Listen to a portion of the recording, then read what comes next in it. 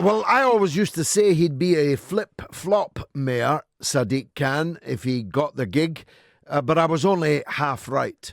He has been a flop mayor, as at the coming up to the second anniversary of his period in office, more and more people are concluding, even before the shocking realization that London had become a capital of murder and mayhem, where people are afraid to allow their children out in the evening, except that it's also now happening in broad daylight. And the mayor is doing nothing about it, saying nothing about it. No rocking, no rolling, no campaigning, no use of the bully pulpit of City Hall in a way that no other person who occupied that position surely would ever have allowed.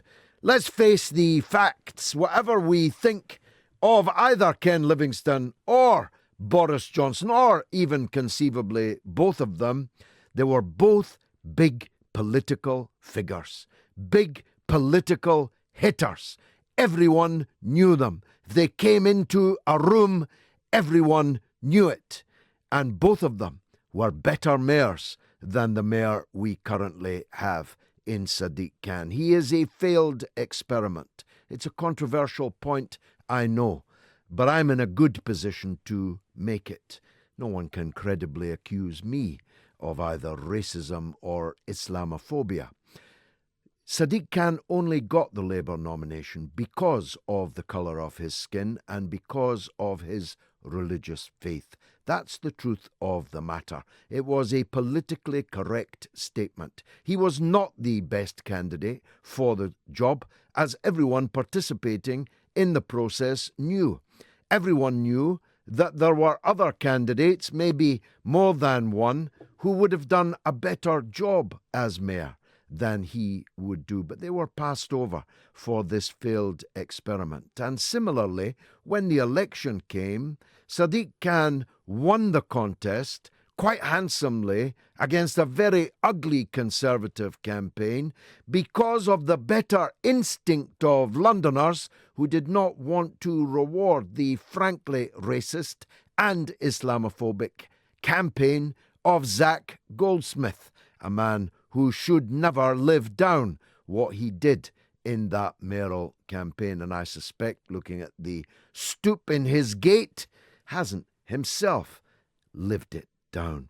The best instinct of Londoners was to show that we would elect a man of colour, we would elect a Muslim as mayor in the teeth of racist and Islamophobic abuse.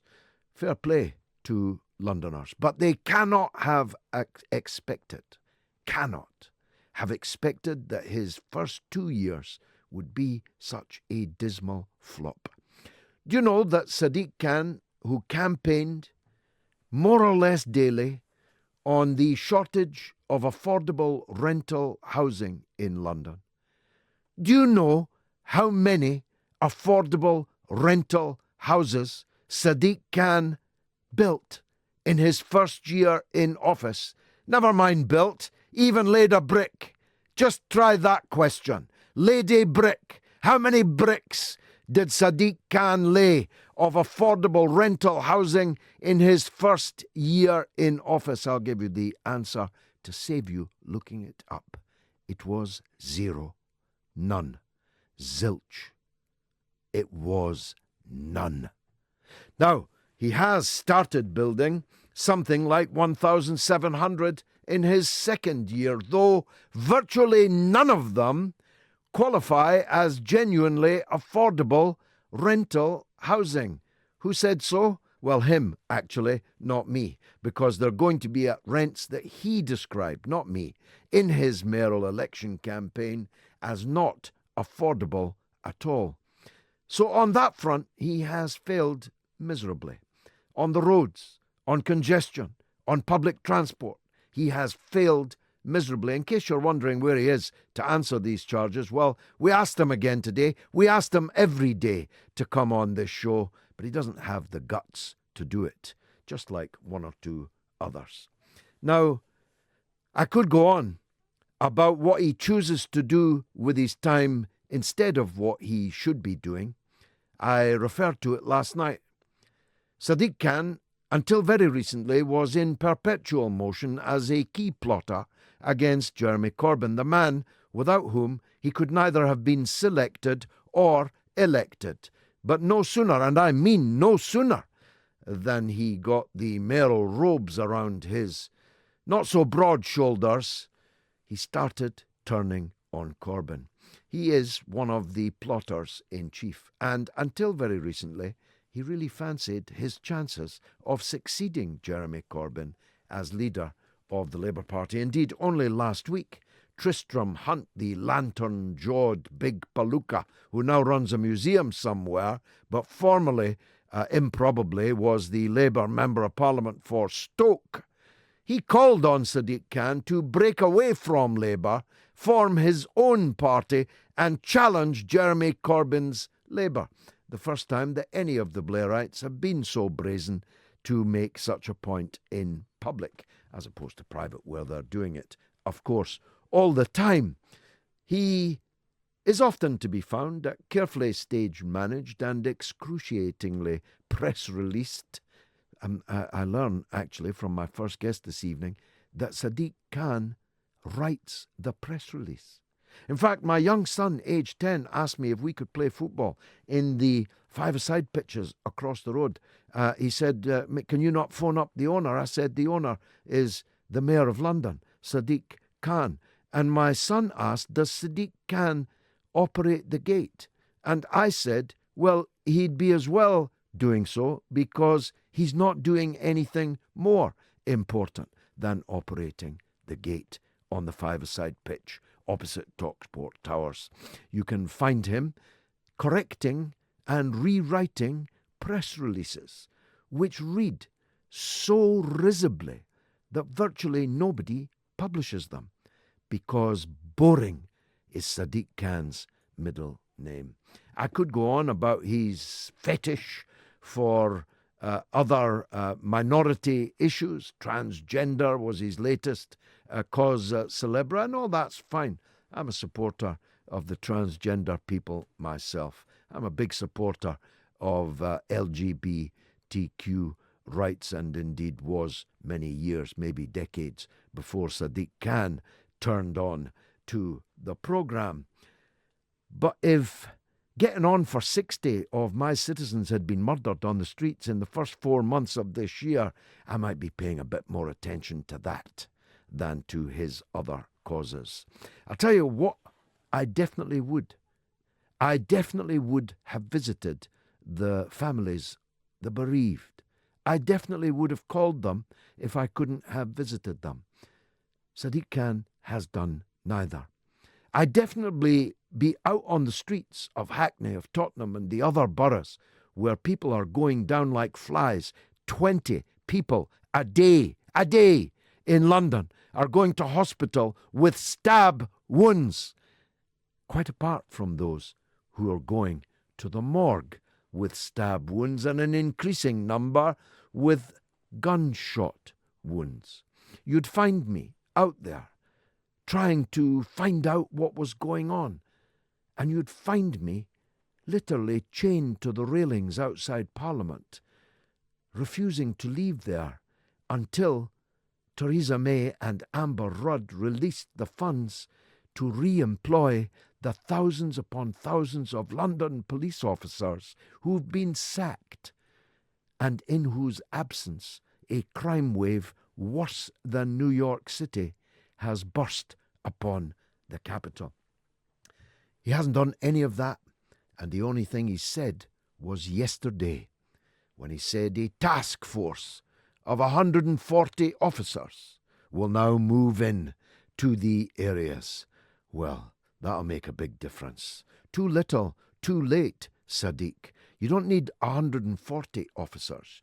You need 1,400 officers. Maybe you need 14,000 officers. Maybe you need officers from out of London. Maybe you need the armed services. Maybe you need a new civilian defence force. Maybe, but you need to get a bit more urgent about this, or this will be your last term as Mayor of London, which was always your intention, because you intended returning to Parliament as the leader of the Labour Party at the end of your first term. That position is now unlikely to be vacant, and even if it was vacant, you'd be frankly the last man in the world who would be elected to it. So either get off the pot and go and form your new party, or start doing what people are paying you a rather handsome stipend to do. I'll be talking to Andrew Gilligan, who's written an amazing piece in The Spectator summarising the first 2 years of Mayor Sadiq Khan. But I'll also be talking, how can I not, about the former Mayor of London, Boris Johnson. Curiouser and curiouser gets the Skripal affair. Let me just pose this question to you, dear listeners. What do you think public opinion in Britain and the wider world will make of the fact that the British government, and don't tell me it was a clerk in the embassy in Moscow, please, don't try that one. The British government has just refused a visa to the cousin, the closest surviving relative of the Skripal father and daughter, stricken in hospital in England and the centre of an international brouhaha of rare proportions.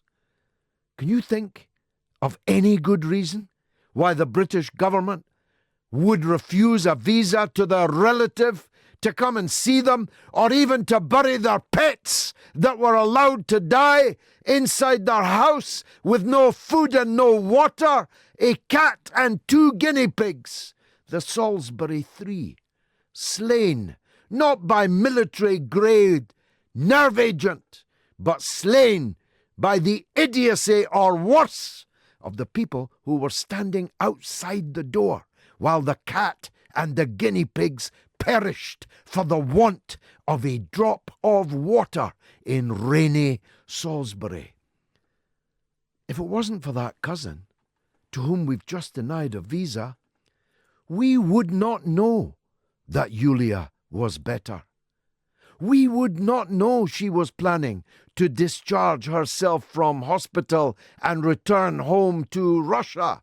We would not know that Mr. Skripal, who just days ago we were told had a 1% chance of life, days ago we were told that his life support may have to be switched off.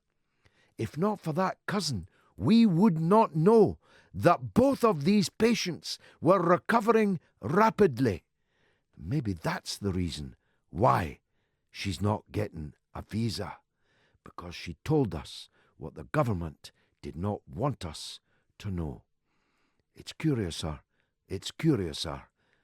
but the forensic gaze, which grinds, exceeding fine, of the mother of all talk shows, is on the case.